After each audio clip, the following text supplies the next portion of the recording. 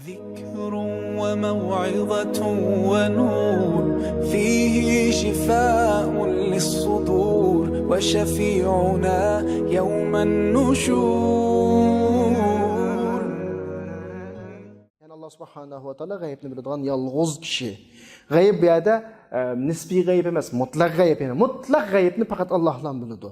Tabiiyki nisbiy g'ayb ham biladi. Nisbiy g'ayb degani ba'zilar biladigan, ba'zilar bilmaydigan. Bilmaydiganlarga nisbatan g'ayb degan atalg'i bilan ishlatiladigan so'zlar bo'ladi. Bu mutlaq g'ayb emas. Masalan, mening pul portmolam o'g'irlab ketishi mumkin, o'g'irlanib ketishi mumkin. Men buni kimning o'g'irlaganligini bilmayman. Shu avtobuslarda qisilib yurib o'g'irlanib ketgan. Bu manga nisbatan nisbiy g'ayb, ammo o'g'irlagan kishiga o'g'irlash yo'llarini qulayliqlashtirib bergan o'g'irning shirkiga, buningga qarovullik qilish orqali o'g'irlab bo'g'ichi masalan hech kim kelib qolmaslik uchun bu ularga nisbatan ma'lum masala. Ya'ni bu nisbiy g'ayb deymiz. Bir biliklarga g'ayb, bir biliklar biladigan bu haqiqiy g'ayb emas.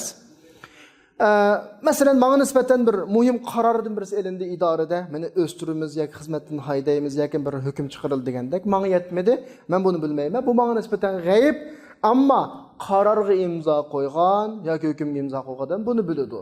Inni a'lamu g'aybas samawati wal ardi g'ayb. Bundan nisbiy g'ayb emas, mutlaq g'ayb. Ya'ni hech kim uqmaydigan, insi jin uqmaydigan narsa ma g'ayb bo'ladi. Ma biz bayat misal olgan g'ayblarimiz nisbiy g'ayblar, bu haqiqiy g'ayb hisoblanmaydi. Ammo mutlaq g'ayb degan nima desa, yuz beradigan ishlardan bir xabar beradigan, buning oldin ola bir muqaddimalar olmagan. Tuyuqsiz keladigan g'ayb. Atrofingizdagilarga hech qanday bir muqaddimasiz tuyuqsiz keladigan g'ayb, bu haqiqiy g'ayb bo'ladi. Manda g'aybni faqat Alloh subhanahu va taolo biladi.